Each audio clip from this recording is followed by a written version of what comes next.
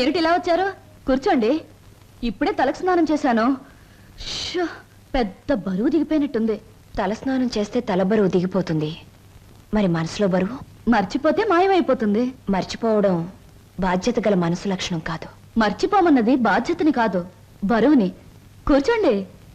Sorry, కూర్చునే మనస్థిమితం లేదు. ఏ కూర్చోలేనంత కష్టమే వచ్చింది మీకు? కొంపతీసి హీరోతో గాని పోట్లాడారా, లేక హీరో గారు మీతో పోట్లాడారా? ఓ చిన్న కథ చెప్తాను, ముగింపు ఏమిటో చెప్తారా?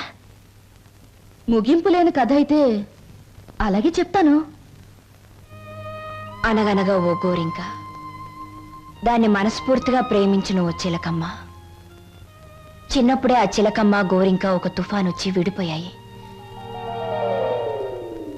గోరింక కోసం చిలకమ్మ వెతుకుతుంది, చిలకమ్మ కోసం గోరింక ఎదురు చూస్తుంది. దేశ దేశాలు తిరుగుతూ ఆ చిలకమ్మ చివరికి గోరింకున్న చెట్టు మీదే గూడు పెట్టుకుంది. అయినా గోరింక పట్టించుకోలేదు. పాపం, గోరింకకు ఆ విషయం తెలియదు. కరెక్ట్. గోరింకకు ఆ విషయం తెలియదని మీకెలా తెలుసు? కొన్ని కథలకి ఎప్పుడు ఎక్కడ మలుపు తిరుగుతుందో సులువుగా చెప్పొచ్చు. నేను అడిగింది మలుపుల గురించి కాదు, ముగింపు గురించి. నేను ఆలోచించేది ముగింపు గురించి కాదు, అసలు కథ ఏమిటా అని. మీరెవరో, మీ కథ ఏమిటో తెలుసుకునే వచ్చాను. ఆహా, మరి చిలకమ్మ గోరింక అనే కన్ఫ్యూషన్ ఎందుకు? Come to the point. Srinivas మీ భావం తెలుసు కూడా అతనితో నిజం ఎందుకు చెప్పలేదు? నేను చెప్పే టైంకి అతను మిమ్మల్ని మనస్ఫూర్తిగా ప్రేమిస్తున్నాడన్న నిజం తెలిసింది కాబట్టి, ఇప్పుడు నిజం చెప్పి అతను మనసు పాడు చేయడం తప్ప వేరే ప్రయోజనం లేదు కాబట్టి. కానీ అతని మీద మీకు హక్కు ఉంది, అధికారం ఉంది. హక్కు అధికారంతో సాధించుకోవడానికి ఇదేం దస్తావేజుల మీద రాసిన ఆస్తి కాదే. మరొకరికిచ్చిన మనసు. ప్రేమించడం అనేది రెండు మనసుల మధ్య, ఆ మనుషులకు కూడా తెలియకుండా జరిగిపోయే కళ్యాణం. ఈ కథకు ముగింపిదే. కాదు, వ్యక్తిత్వం అనే కలంలో మానవత్వం అనే సిరా పోసి ముగింపు ఇంకోలా నేను రాస్తాను. ఈ శుభలేఖ మీద నువ్వు రాసినట్టే ఇదే ముహూర్తానికి మీ ఇద్దరికీ పెళ్లి జరుగుతుంది. ఇదేమన్నా బొమ్మల పెళ్ళా? బొమ్మలు మార్చడానికి? అయినా నా మీద నిర్ణయం తీసుకునే హక్కు మీకెవరిచ్చారు? నేను ఒప్పుకోను. ఎవరు ఒప్పుకున్నా ఒప్పుకోకపోయినా ఈ కథకు నేను రాయబోయే ముగింపిదే. మీ ఇద్దరు పెళ్లి నేను జరిపిస్తాను. చిన్నప్పుడు చిరిగిపోయిన మీ జీవితాల్ని నా చేతులతోనే ఒకటి చేస్తాను.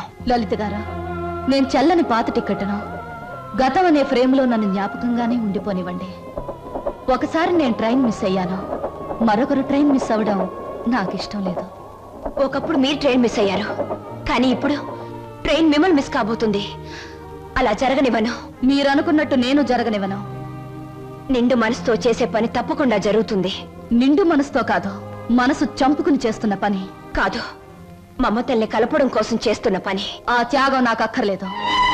ఇది త్యాగం కాదు, పరిష్కారం. నేను నవ్వడం కోసం మీరు ఏడవడమేనా పరిష్కారం?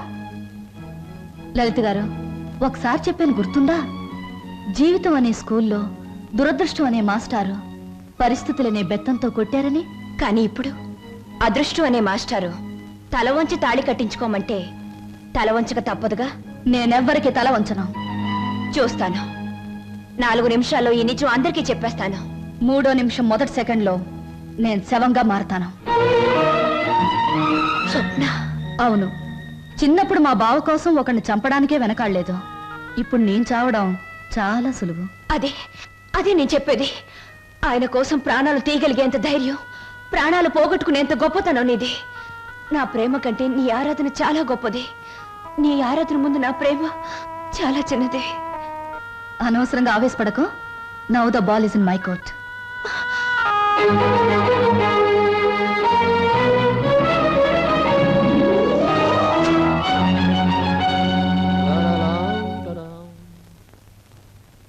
బాబాయ్, బాబాయ్. ఏంటి బాబాయ్ అందరు ఇక్కడే ఉన్నారు? బట్టలు కూడా చెప్పేసి వచ్చాను. మీరంతా బట్టలు ఎప్పుడు తీసుకుంటారు? సెలక్షన్ అంతా లలితదే. ఏంటి అందరు అలా ఉన్నారు? లలిత ఎక్కడా? లలిత లలిత ఇక్కడ లేదురా. లేదా? ఎక్కడికి వెళ్ళింది? ఇంట్లోంచి వెళ్ళిపోయింది.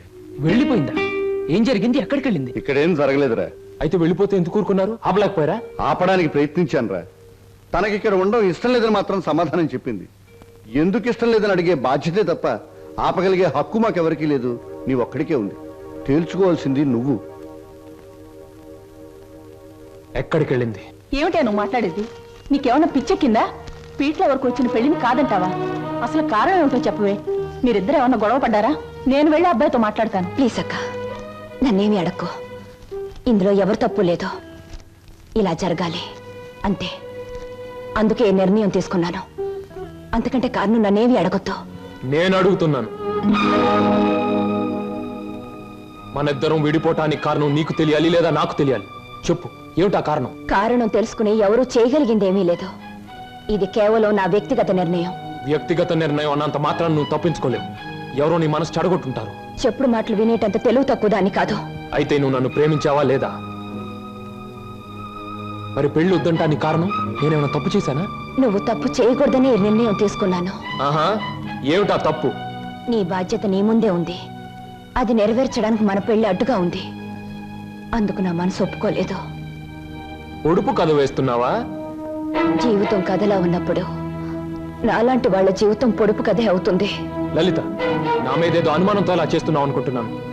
కాదు. మరి ఎందుకు వచ్చా చెప్పు చెప్పు. దయచేసి నన్నెవరూ ఏమి అడగండి. ఎవరికి నేను సమాధానం చెప్పలేను. నా బాధలు, నా నిర్ణయాలు అన్ని నాలోనే ఉంచండి. ప్లీజ్ నన్ను ఇలా వదిలేయండి. ప్లీజ్. చూడు లలిత, నువ్వు ఏ నిర్ణయం తీసుకున్నావో ఎందుకు తీసుకున్నావో నాకు అనవసరం. ఎల్లుండి ఆఖరి ప్రోగ్రాంలోగా దానికి కారణం చెప్పాలి. అది నిజంగానే నాదే తప్పైతే ఈ మార్గం నుంచి నేనే తప్పుకుంటాను. పొడుపు కథలాగే ఇంకా నిజాన్ని మిగిల్చావో నేను ఈడ్చికెళ్ళి ఆ పెళ్లి పేటల మీద నీ మెడలో 3 ముళ్ళు వేస్తాను. ఇది మాత్రం నిజం. Mind it.